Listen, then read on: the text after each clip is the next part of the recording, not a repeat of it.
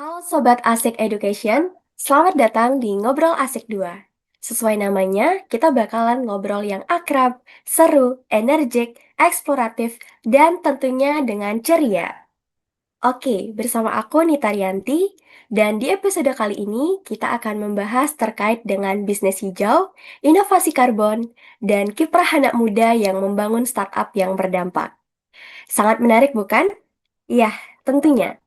Teman-teman yang tertarik dengan sustainability, teknologi lingkungan, atau bahkan ingin membangun usaha sendiri, wajib banget nih dengerin podcast kita hingga akhir nanti.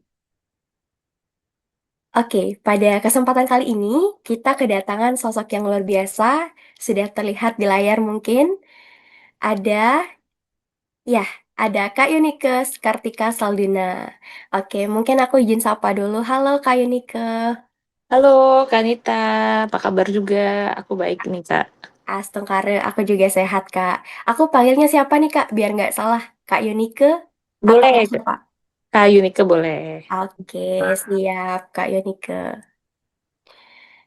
Nah, pada kesempatan kali ini, Kak, jadi kita akan ngobrol-ngobrol santai saja.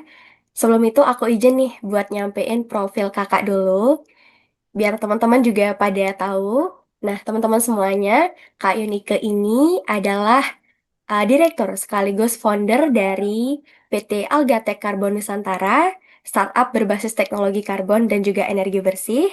Dan Kak Yunika sendiri juga pernah menjabat sebagai Direktur Business Development di Green Labs Indonesia, pernah juga sebagai peneliti di Lapan atau yang saat ini dikenal dengan BRIN, dan Kakak Yunika sendiri sudah sering menjadi mentor, juri, dosen tamu, hingga pembicara di event nasional dan internasional.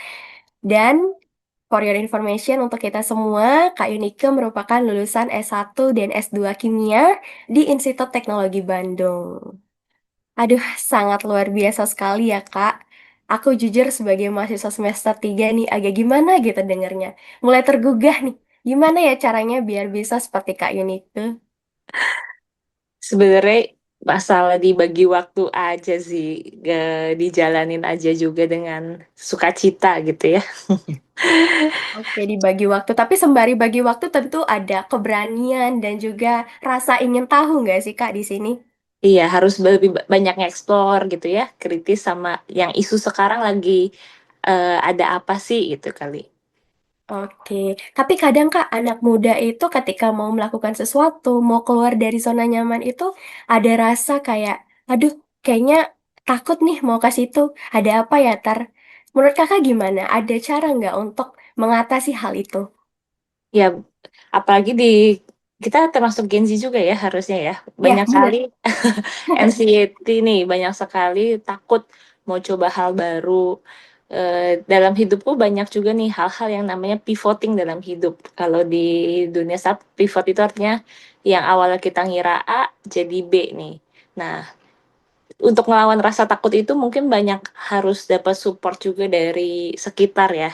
Kita harus punya mentor-mentor yang bisa kasih kita arahan juga nih, ini baik atau enggak. Nah, kalau di hidupku ada juga mentor-mentor, ada mentor dalam bisnis, ada mentor keluarga, ada mentor spiritual. Jadi lingkungan yang suportif untungnya gitu ya yang membuat kita berani eh, masuk ke zona keluar dari zona nyaman dan masuk ke zona yang baru gitu. Oke, bener banget sih Kak. Aku jujur, sekarang ini sudah mulai merasakan bagaimana ternyata lingkungan itu sangat berpengaruh juga. Selain daripada diri kita, tapi juga lingkungan gitu ya Kak. Betul. Oke, senang sekali rasanya siang hari ini bisa ngobrol sama Kak Yunike. Semoga kita nanti sampai di akhir bisa terus dengan semangat ya, Kak. Ya, Oke, mungkin aku langsung saja ke topik kita. Tadi sudah di CV sudah sangat jelas sekali. Kak Yunike sangat terlihat tertarik terkait dengan yang hijau-hijau seperti itu. Betul nggak, Kak? benar dong. Jadi masalah lingkungan, masalah climate change gitu ya, apalagi yang kita rasakan sendiri saat ini nih, perubahan suhu iklim dan lainnya di negara kita. Iya, betul banget. Nah, mungkin bisa diceritakan, Kak, awal mula ketertarikan Kak Yunike sendiri ke dunia teknologi hijau itu seperti apa? Sehingga bisa sampai di titik sekarang gitu. Iya, pertamanya saat dulu 2017 ya, saya ngambil kimia di Institut Teknologi Bandung. Banyak sekali insight-insight terkait teknologi hijau. Atau kalau di kami disebutnya 12 prinsip green chemistry nih. Nah, 12 prinsip green chemistry menurutku itu tidak lekang oleh waktu. Kalau aku boleh menjabarkan, ada nomor satunya menghindari polusi, terus tentang ekonomi atomnya juga. Jadi ada ekonominya di situ ya, meskipun ngomongin green chemistry, artinya produk-produk yang kita riset, yang sedang kita kembangkan juga tidak lepas harus memperhitungkan nilai ekonominya nih, bisa dipakai atau tidak. Lalu tentang apa namanya, desain dan efisiensi energi dan sebagainya. Nah, di situ mulai tertarik nih bahwa di green chemistry ini nggak hanya ngomongin tentang potensial-potensial kimia hijau, tapi juga ngomongin tentang pengembangan yang bisa save the planet gitu ya. Dan yang ketiga ngomongin juga tentang sustainable bisnis, tapi basisnya dari teknologi hijau. Nah, artinya apa? Kalau kita megang green chemistry, ada keseimbangan dari tiga hal tersebut ya, buat people-nya, buat planetnya, tapi juga untuk profit bagi si periset itu. Nah, kenapa? Karena seringkali hal-hal yang kita research itu akhirnya berhenti sampai di paper atau berhenti di meja lab saja. Nah, dengan kita membawa green chemistry ini dan bisa diaplikasikan, research-research kita yang inovatif itu gak hanya berhenti di meja lab, tapi bisa dibawa dan diaplikasikan di industri. Nah, gitu sih, Kak. Di awal sangat tertarik dengan green chemistry dan juga green technology. Oke, seperti itu. Jadi selain kita juga mendapatkan keuntungan baik secara ekonomi tapi juga bisa berdampak gitu ya, Kak. Nah, tentunya untuk menyeimbangkan kedua hal tersebut pastinya ada tantangan yang dilalui. Kalau dari Kak Yunike sendiri, apa yang menjadi tantangan terberat untuk menyeimbangkan antara kedua itu?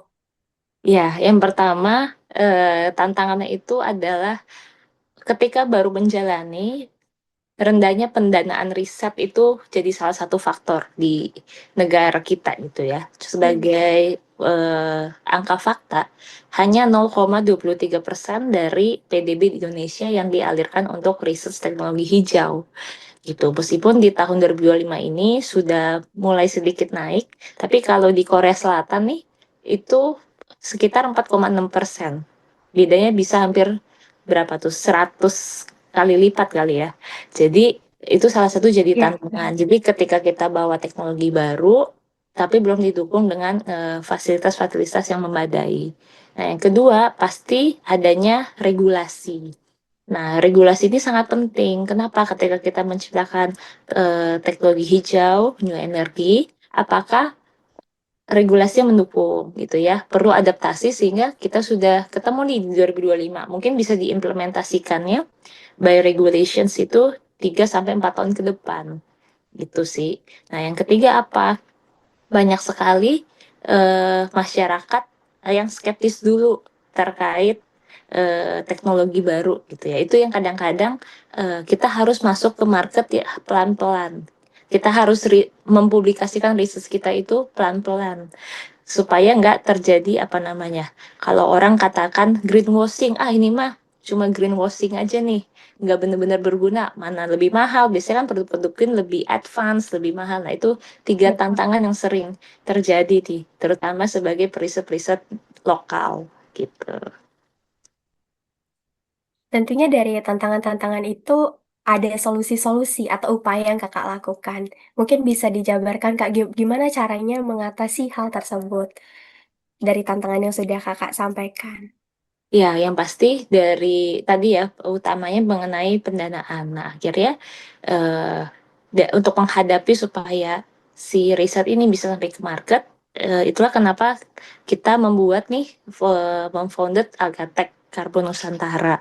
Tujuannya adalah membuat riset itu jadi sebuah startup supaya ada nilai ekonominya di situ, ada hal yang berputar di situ ya untuk mendukung riset kita.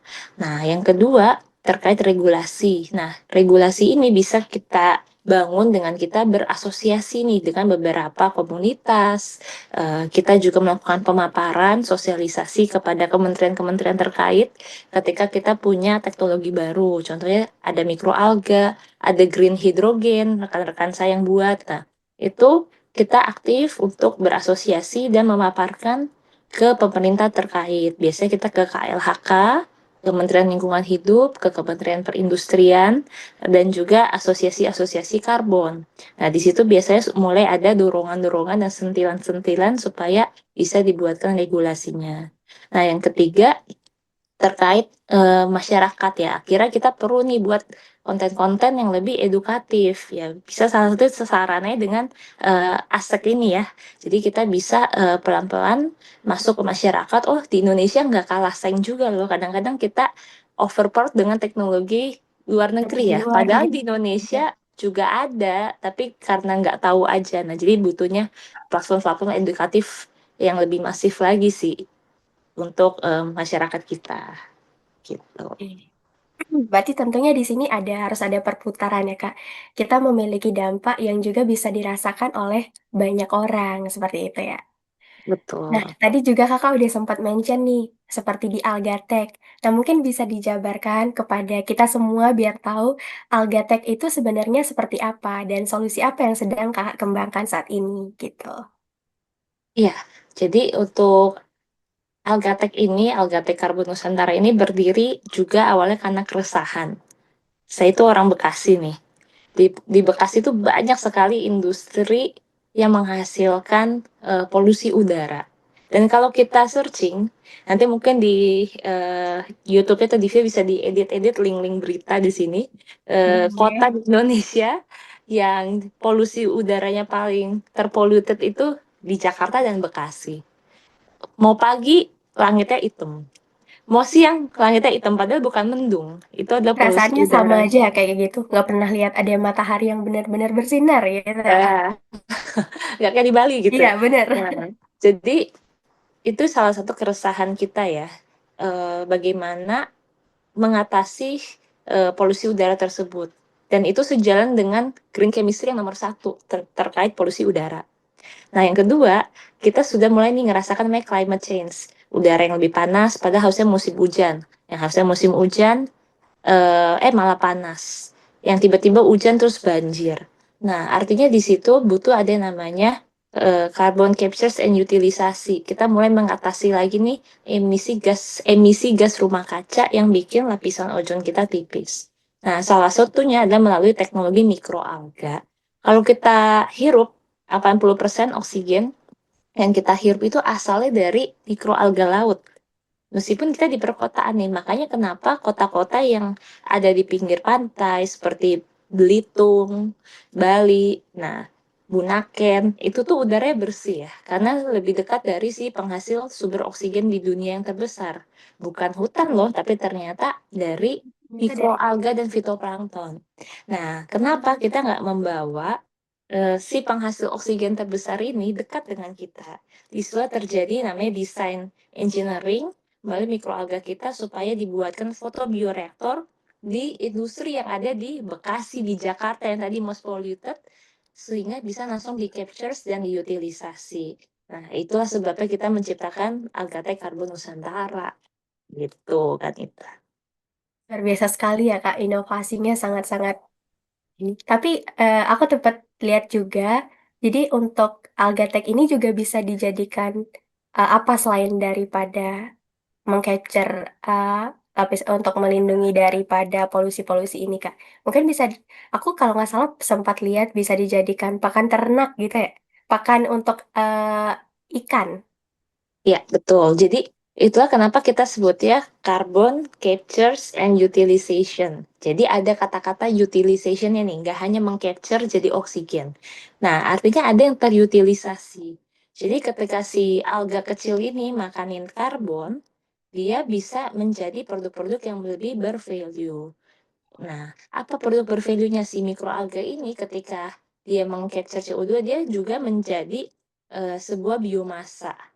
Nah, ada yang fasa cair dan ada fasa padatnya. Nah, yang fasa padatnya itu kita bisa manfaatkan menjadi pakan ternak tadi, bisa sebagai sumber pewarna.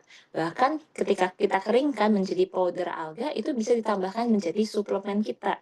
Kenapa? Karena si mikroalga ini tinggi akan protein dan juga karbohidrat. Nah, sehingga bisa dijadikan pakan ya bagi hewan maupun sumber makanan tambahan bagi manusia. Nah, warnanya si zat hijau alami ini juga bisa dijadikan adiktif pewarna yang alami. Makanya kalau kakak lihat ada pelet ikan nih yang warnanya hijau, itu lebih baik di coating dengan mikroalga. Karena ikannya jadi warnanya lebih bagus, lebih terang, menyala gitu ya. Tapi juga ikannya high protein juga karena makannya si spirulina gitu. Oke, berarti solusi ini benar-benar win-win ya, yang tidak hanya menyelesaikan satu masalah, tapi juga memberikan dampak ke banyak sektor gitu ya, Kak. Betul. Nah, dari kakak sendiri nih, kita tentunya sebagai generasi muda, ada nggak Kak, bagaimana kita bisa menciptakan suatu inovasi yang bisa benar-benar memberikan dampak, entah itu bagi lingkungan, masyarakat, gimana pandangan kakak? Jadi bagaimananya kita selalu kalau aku sharing ke adik-adik juga, pertama kita harus find your why dulu nih. Nah, apa itu find your why? Kira-kira yang kita mau berdampak dalam sektor apa dan apa yang menjadi passion kita. Nah, tadi Oke, kan betul. kalau berarti berawal dari keresahan. Seperti tadi Algatek ya, berawal dari keresahan. Jadi kita find your why dulu. Nah, yang kedua kita mesti cari datanya nih. Memungkinkan nggak? Pasti harus ada kolaboratif. Pun aku nggak bisa sendiri. Banyak kolaborasi dengan dosen-dosen di universitas, kolaboratif dengan industri, kolaboratif dengan komunitas tadi kalau untuk regulasi. Jadi harus banyak-banyak kolaboratif. Yang ketiga, kita mau jangan males untuk research data. Nah, dalam meriset data ini artinya kita tahu kebutuhannya seperti apa. Kita harus tahu tadi ya kalau kita punya nih bagus tapi nggak ada yang bisa menyerap, nggak ada yang jadi off takernya. Itu kan nanti tidak menjadi sustainable tuh. Nggak ada yang make teknologinya. Nah, akhirnya kita mesti melakukan meskipun saya kan orang science nih, saya periset nih, saya nggak bisa nih nyari-nyari market research-nya nggak bisa, bukan orang ekonomi, tapi itu hal yang harus kita kritisi juga gitu. Itu sih 3 hal itu. Ya, mungkin saat ini masih menjadi penyakit ya Kak bagi kebanyakan orang, mikirnya itu riset itu sangat susah seperti itu. Nah, dari Kakak tipsnya bagaimana untuk membuka mindset kita, bahkan banyakkan orang saat ini membilang bahwa riset itu sangatlah susah gitu. Dan Kakak setuju nggak terkait dengan R&D, Research dan Development ini merupakan hal yang paling penting ketika kita ingin mengembangkan sesuatu inovasi? Iya, setuju ya. R&D itu adalah dasar dari setiap perusahaan yang ada di situ harus ada R&D-nya. Karena R&D itu nggak ada matinya. Kalau misal kita berhenti mendevelop, ya itu nggak ada nilai jualnya dan nggak ada nilai yang bisa kita gunakan. Nah, kalau mengatasi R&D sulit, pasti sulit. Artinya apa? Perlu ketekunan di situ. Nah, perlu ketekunan di R&D. Nah, tadi kalau menganggap R&D susah, sekarang kita di saat ini tuh banyak sekali tools-tools yang bisa kita gunakan. Yang dulu kita harus buka skripsi atau tesis orang untuk cari tahu, sekarang dikit-dikit ada AI. Tolong berikan saya referensi apa, dikasih paper-paper referensinya, kita tinggal baca linknya. Kita bisa dirangkum sendiri gitu ya. Nah, akhirnya apa? Ya jangan males untuk pakai tools-tools yang ada. Bahkan eh, banyak sekali ya open source yang sudah nggak berbayar lagi untuk kita membantu dalam proses design thinking kita ya dalam membuat R&D gitu. Nah, tapi tidak sepenuhnya juga kita serahkan ke AI nih.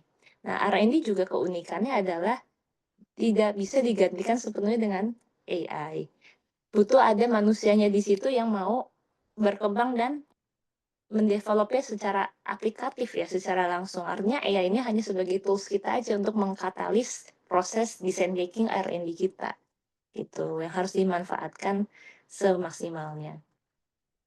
Balik lagi ke kitanya, Kak. Bagaimana kita menggunakan kemajuan teknologi itu untuk hal-hal yang ke arah yang positif seperti itu. Betul. Nah, kalau dari kakak sendiri, hmm, aku sempat juga mention sebelumnya kakak pernah juga menjabat di Grand Labs ya, kalau nggak tidak salah. Iya. Oke. Nah, apa yang quick quick question aja sih dari aku, penasaran aja, kenapa bisa membuat kakak pindah dari yang awalnya di Grand Lab sekarang fokus untuk mengembangkan bisnisnya sendiri di PT Algatech ini? Oke, nah yang balik lagi related ke pertanyaan sebelumnya karena R&D itu tidak ada matinya sih.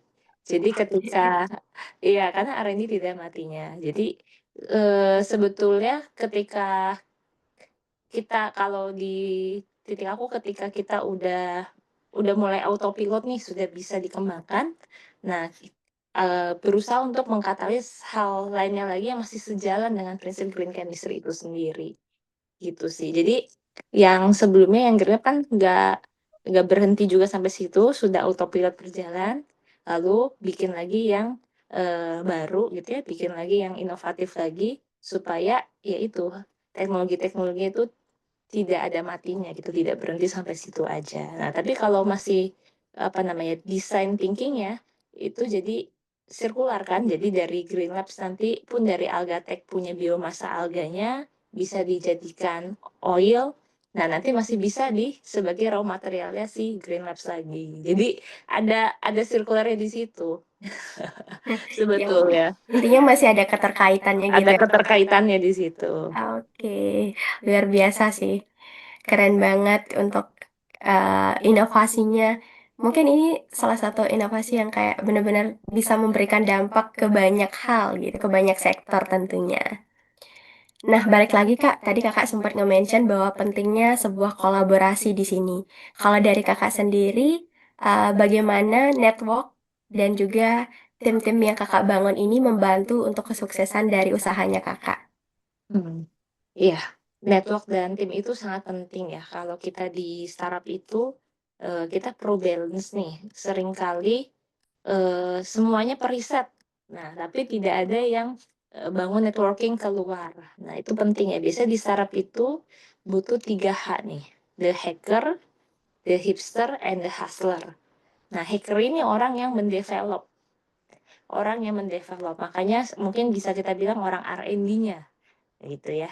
Nah, atau kita sebutnya CTO-nya. Itu penting supaya ketika kita bangun sebuah produk, punya orang yang benar fokus di produk. Nah, awalnya saya merangkap nih sebagai CEO dan juga si PO. Nah, tapi perlu ada namanya regenerasi dan kita mulai delegate tugas nih, supaya benar-benar ada satu orang yang fokus ngurusin produk. Nah, yang kedua, si hipster, yaitu yang mendesainnya. Kadang-kadang yang tadi ya kita orang research tapi brandingannya ini harus dikemaskan lebih cantik. Nah, butuh orang-orang hipster supaya bisa diterima ke market share yang ada. Nah, yang ketiga si hustler, yaitu orang yang bisa bangun networking ke eksternal, yang bisa jualannya lah ibaratnya, yang bisa membangun networking baik itu regulasi maupun di sales. Nah, di Alcatek sendiri hal itu terpenuhi ya supaya Algateknya bisa tumbuh. Pun sama ketika kita punya sebuah research team, kalau semuanya hanya fokus ke produk, nah nggak baik juga kan. Atau semuanya fokus pitching ke sana sini, wah kita punya teknologi bagus A, B, C, D, E, tapi R&D-nya nggak jalan kan nggak baik juga. Jadi eh, sebuah tim itu ya harus kompak gitu ya dalam membangun sebuah startup-nya maupun research title ya. Oke, jadi harus benar-benar tim yang suportif, yang kolaboratif, yang bisa megang di berbagai bidangnya ya, Kak. Terus. Nah, kalau dari di PT Algatek sendiri, Kak, kita mungkin mau tanya-tanya terkait dengan gimana membangun kepercayaan investor. Tentunya kan ada proses pitching dan gimana untuk strateginya Kakak sendiri. Apakah Kakak menentukan satu orang yang benar-benar harus di bidang ini atau saling backup atau bagaimana? Oke. Nah, biasanya kalau ngomongin investor agak ini ya, macam-macam nih tipikal investor. Tapi yang paling secara general Yang satu yang sangat lihat itu passion founder-nya. Jadi kalau founder-nya itu, punya passion sekali terhadap produk ya, itu yang paling dilihat pertama. Jadi seberapa kita cinta dengan produk kita, itu yang pertama.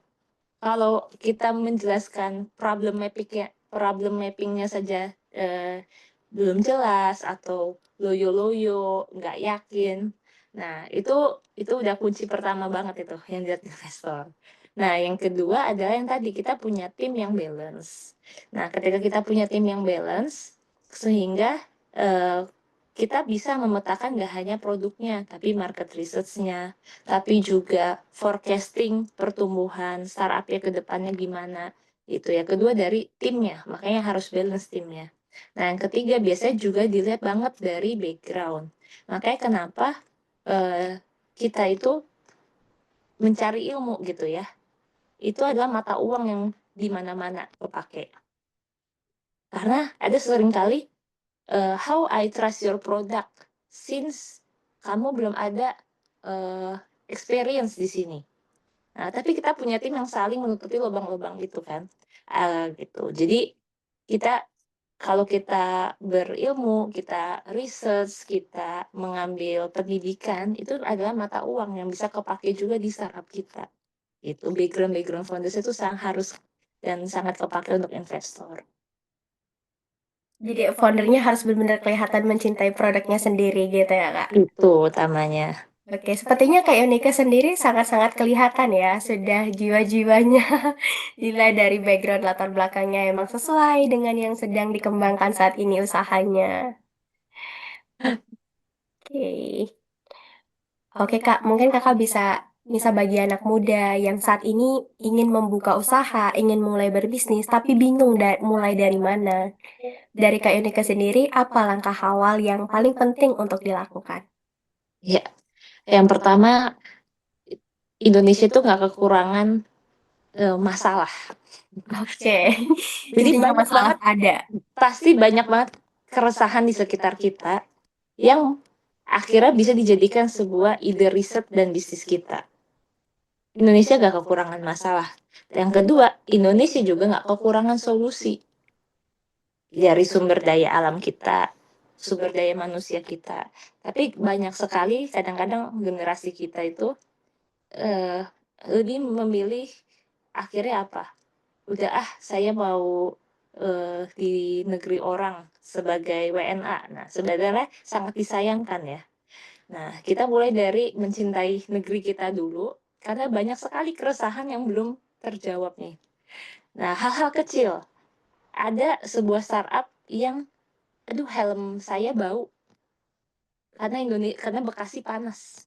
Akhirnya terciptalah solusi dari bidangnya di kimia. Oh, saya tahu nih ada zat yang bisa awet, kunci anti bau, berawal dari keresahan-keresahan kecil kan. Jadi banyak sekali keresahan, banyak sekali solusi yang basisnya juga ada di negara kita. Jadi tadi ya, find your why dulu.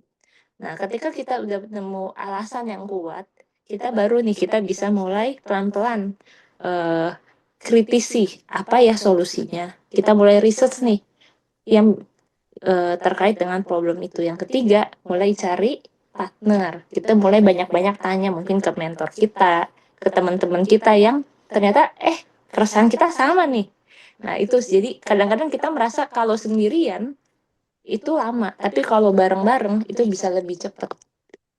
Nah, jadi jangan jangan bosen-bosen untuk kolaboratif itu tadi. Jika kita find our why itu. Intinya kita care dengan lingkungan sekitar ya Kak. Kita lihat masalahnya apa yang bisa kita lakukan dari sumber daya yang tersedia, dan kita kolaborasikan sehingga menghasilkan sesuatu yang berdampak gitu. Ya. Nah, terakhir nih dari aku Kak. Mungkin sekarang banyak sekali yang ingin mengikuti jejak seperti Kak Yonika yang sekarang ini, yang sudah memiliki usahanya sendiri, sudah terkenal di mana-mana, seperti itu. Apa yang menjadi pesan atau bisa Kak berikan pesan ke Kak Yunike versi usia 20 tahun yang lalu? Apa yang ingin Kakak sampaikan? Apa ya? Eh, pertama, tetap jaga kesehatan. Kadang-kadang kita menuhi nih segala dream and our ego di usia muda, tapi kita sendiri, wah kita mau berdampak bagi lingkungan, tapi nggak mikirin diri kita sendiri nih. Itu pertama. Nah, yang kedua, ya ego itu kita harus rendah hati. Itu pertama. Kedua, banyak sekali kita udah mengikuti ego kita nih. Kita ini produk paling bagus. Ini produk paling oke. Nah, tapi kita belum melihat secara helikopter view gitu ya. Nah, kita itu perlu banyak juga kompetitor mapping, kita perlu juga melihat dari sisi yang lebih luas segala aspek, regulation aspek, industri aspek, dan lain-lain. Jadi, kita harus selalu, itu yang kedua, tapi yang terutama rendah hati. Oke. Gitu. Jadi intinya bagaimana kita tetap mengutamakan kesehatan dulu untuk bisa menciptakan hal-hal yang nantinya bisa berdampak. Kayak gitu ya Kak Yanika. Tuh.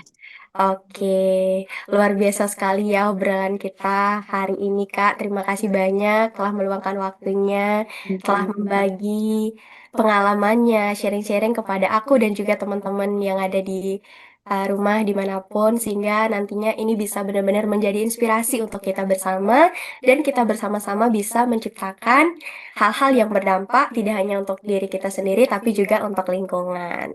Amin, amin. Nah, Terima kasih Kak Dita juga sudah mengundang dan such a nice conversation pada hari ini.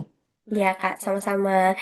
Dan juga eh, nanti mungkin Kak Yunike bisa sampaikan kalau ada yang tertarik dengan Algatek Kalbon Nusantara bisa hubungi Kak Yunike atau di mana Kak?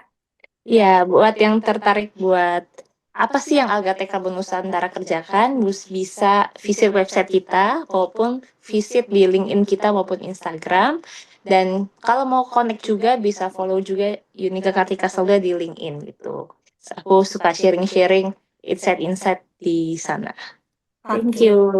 Ya gitu ya teman-teman semuanya dan juga jangan lupa follow kita @asek Education untuk informasi-informasi seputar dunia riset serta kewirausahaan. Terima kasih sudah dengerin ngobrol asik kita pada hari ini dan sampai jumpa di episode-episode berikutnya. Thank you and have a great day.